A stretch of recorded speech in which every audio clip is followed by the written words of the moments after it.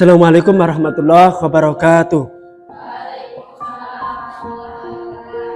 Alhamdulillahillazi anzala sakinata fi qulubil mu'minin liyazdadu imanan ma'a imanihim. Asyhadu an la ilaha illallah wahdahu la syarikalah wa asyhadu anna Muhammadan abduhu wa rasuluhu la nabiyya ba'da. Allahumma shalli ala sayyidina Muhammad wa ala alihi wa sahbihi wa man tabi'ahum bi ihsanin ila yaumiddin, amma ba'du. Alhamdulillah ya, kita masih dipertemukan. Ya, mudah-mudahan Allah Subhanahu wa taala senantiasa menurunkan rahmat dan keberkahan di dalam setiap jejak-jejak kehidupan yang kita ciptakan, yang kita goreskan di dalam kehidupan. Dan setiap aktivitas yang dilakukan oleh seorang muslim yang seharusnya ya dalam konsep Islam itu memiliki nilai ibadah. Karena setiap manusia yang diciptakan oleh Allah Subhanahu wa taala, termasuk dari bangsa jin yang diciptakan oleh Allah, tidak lain dan tidak bukan adalah untuk menyembah kepada Allah Subhanahu wa taala. Nah, konsep ibadah ini harus diperluas dalam berbagai aspek kehidupan.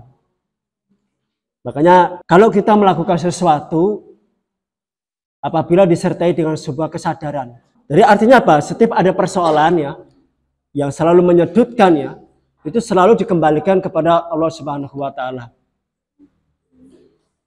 Nah, ini sebenarnya lahir dari kesadaran.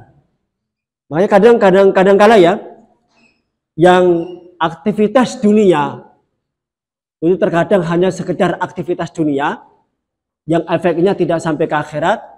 Ada aktivitas akhirat tetapi tidak memiliki nilai akhirat ya. Itu karena tidak ada kesadaran. Makanya ada pembahasan yang mendalam ya, yang disampaikan oleh Imam Ibnu Qayyim al-Jauziyah, itu juga membahas tentang apa yang dimaksud dengan kesadaran.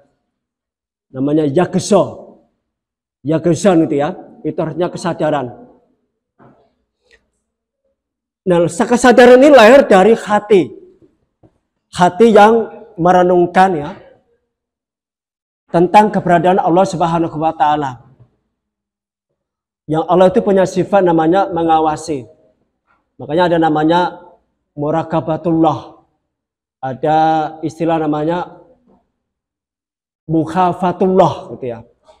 Jadi merasa diawasi oleh Allah Subhanahu wa taala dan ujung-ujungnya adalah merasa takut kepada Allah Subhanahu wa taala. Perlu kita memperkuat ya secara teoritis atau bangunan keilmuan agar kita lebih mengenal Allah Subhanahu wa taala.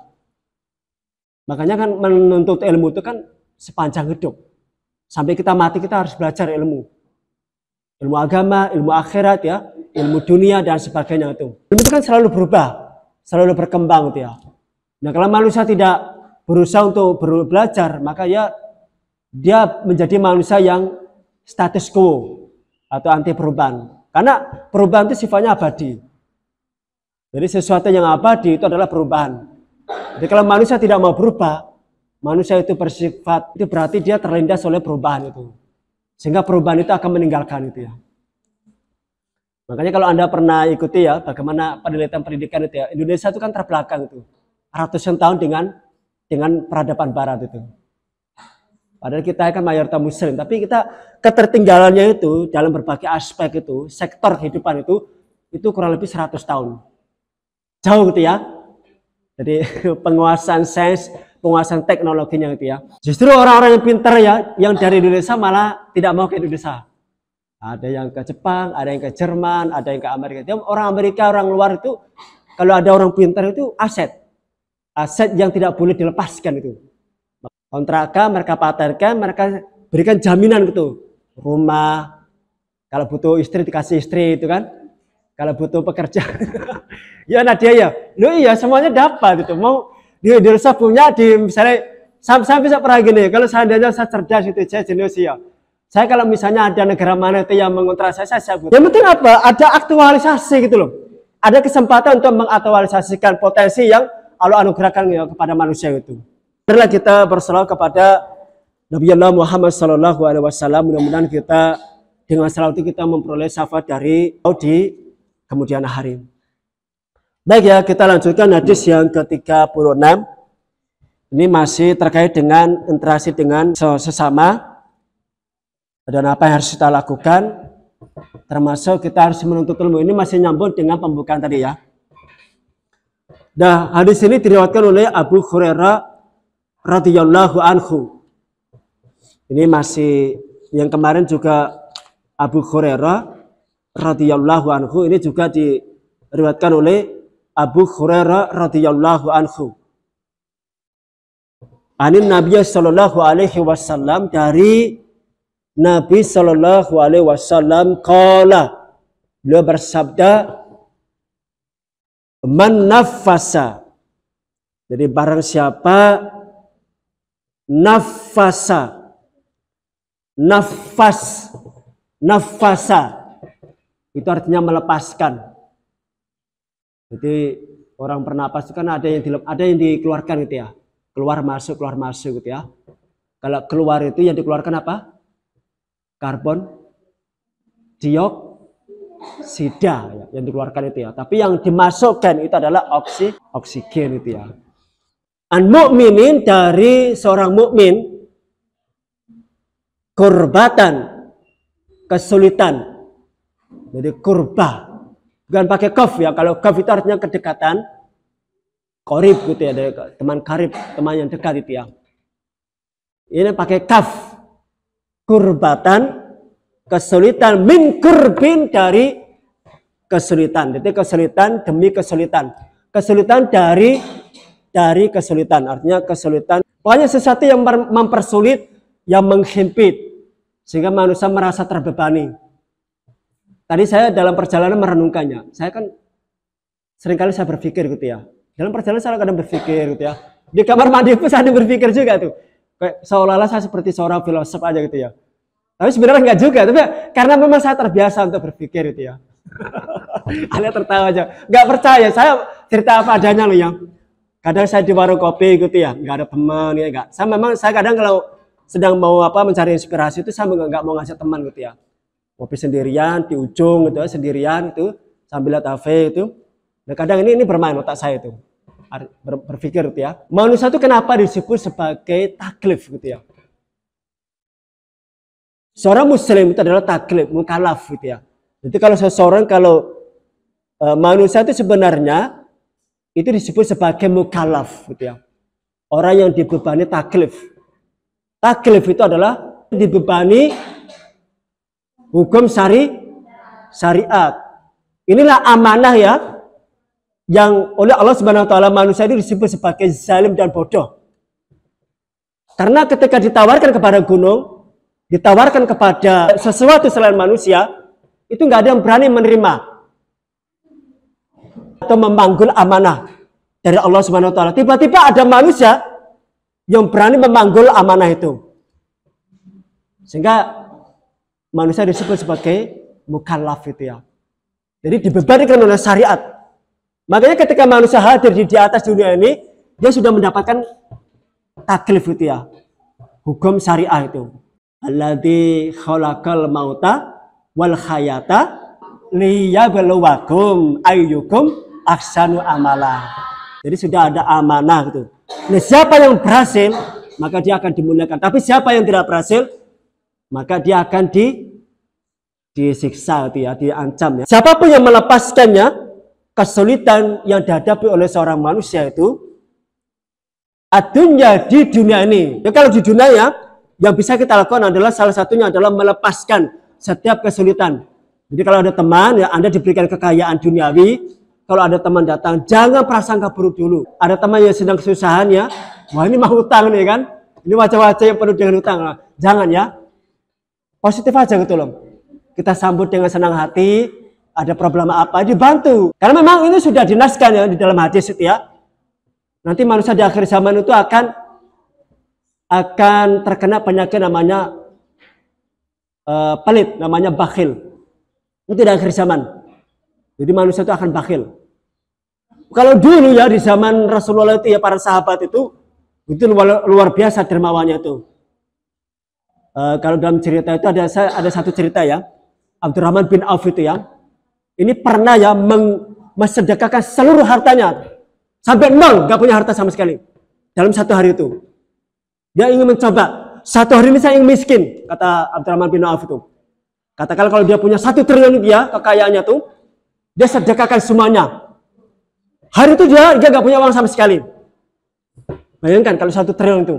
Ini Abdurrahman bin Auf ya. Dia ingin merasakan 1 hari dalam kemiskinan. Kalau perlu beberapa hari, beliau sudah mengazamkan seperti itu ya. Dipanggil pembantunya, ini saya punya seluruh harta. Bagikan semua, jangan ada yang tersisa. Kalau masih ada sisa, jangan pulang katanya. Kata Abdurrahman bin Auf. Selesai itu kan. Ternyata besoknya datang 2 kali lipat. Di mana mau miskin itu loh. Dari 1 triliun kembali 2 triliun. Kalau kalian gimana? Ini Abdurrahman bin Auf loh ya. Sama Abu Bakar As-Siddiq juga pernah kan? Seluruh hartanya diberikan semuanya. Kalau Umar bin Khattab separuh. Kalau Ali nggak punya apa-apa. Ali memang sudah mengasamkan ya, mau jadi sahabat yang paling miskin. Makanya sudah mentalak dunia 3 kali. Aku talak dunia 3 kali. Ini Ali bin Abi Thalib ya, tapi jangan diikuti kalau nggak kuat. Karena setiap sahabat itu kan punya karakter yang berbeda-beda. Kalau yang kaya-kaya itu ya Abdurrahman bin Auf, Zubair bin Al-Awwan gitu ya. Nah kalian ini kan semuanya mau kaya kan? Ya.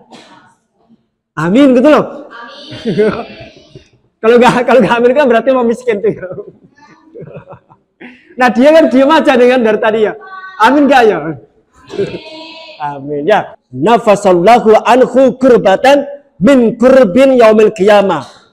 Niscaya Allah akan melepaskan darinya kesulitan dari kesulitan yaumil qiyamah di hari kiamat. Apa yang dilakukan di dunia nanti dibalas di akhirat. Makanya berlaku kan, wa may ya'mal misqala dzarratin khairan yarah wa may ya'mal misqala dzarratin syarran yarah gitu ya. Kalau menjadi pejabat nanti ya, yang mudah dimudahkan, yang sulit dimudahkan. Ini yang mudah dipersulit, yang sulit dipersulit lagi kan itu. Anda punya tanggung jawab untuk melayani, tanggung jawab untuk mempermudah setiap kesulitan yang dihadapi rakyat itu.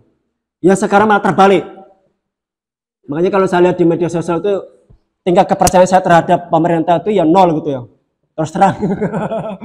Makanya kemarin saya ditanyakan tentang demokrasi, saya menyatakan demokrasi I don't care, I don't believe. I don't believe about democracy gitu ya. Saya belak-belakan aja. Ini sikap politik saya dari dulu sampai sekarang itu ya. Kita menanam di dunia dan kita memanen di akhirat. Ada satu orang yang agak aneh tuh kan. Ini mungkin salah alamat. Saya mau sepeda listrik gitu kan. Gimana saya bisa memiliki sepeda listrik? Ini apa hubungannya gitu kan? Yang saya bahas masalah yang saya bahas masalah ini kan.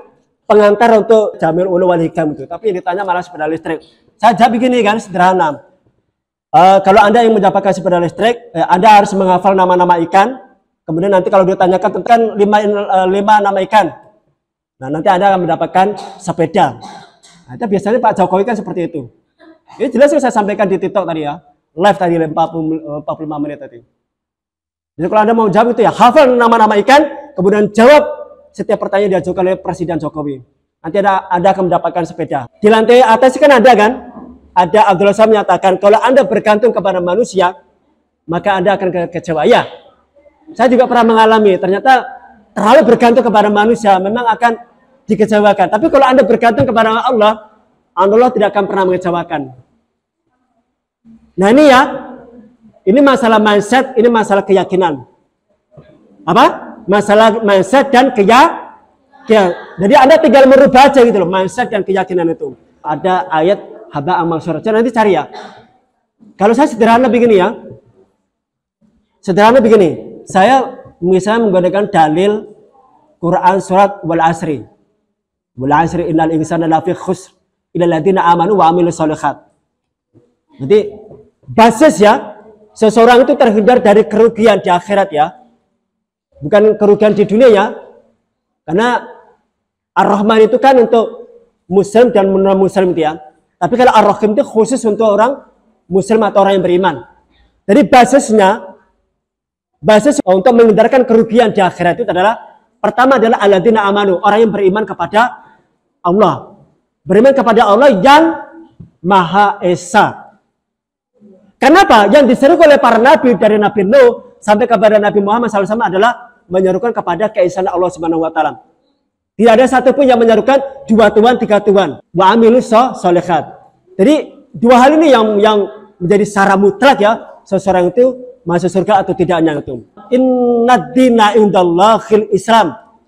Jadi sesungguhnya agama yang diterima di sisi Allah Subhanahu wa taala adalah Islam. Nah, Islam itu adalah sebuah agama yang dirinya itu dinamakan oleh Allah Subhanahu wa taala.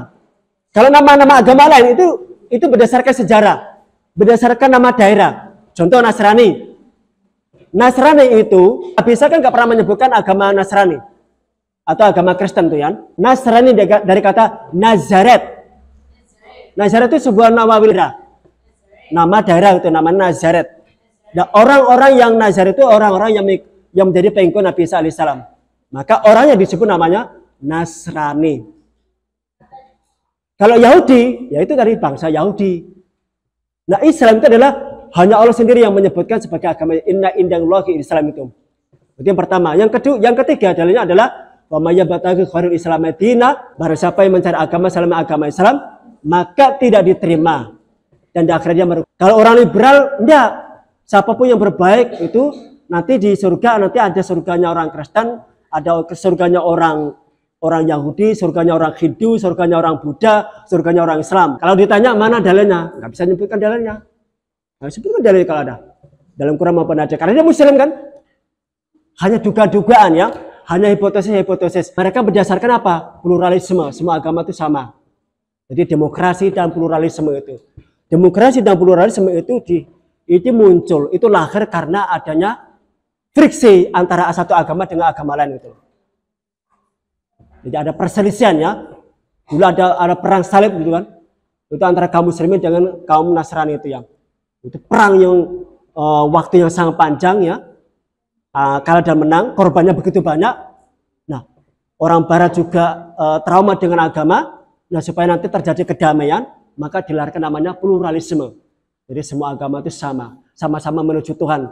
Berbeda dalam sebutan, istilah, tata cara, metodologi dalam beragama itu. Tapi sama-sama menuju Tuhan. Banyak jalan menuju Roma. Itu analoginya seperti itu. Tapi menurut saya itu hanya hipotesis ya, yang tidak ada dasar sama sekali. Ya, kalau Illuminati saya pernah baca, memang ada sejarahnya. Ada sejarah, ada fakta sejarahnya. Saya punya bukunya ya, Sejarah Gerakan Yahudi. Perhatikan ya.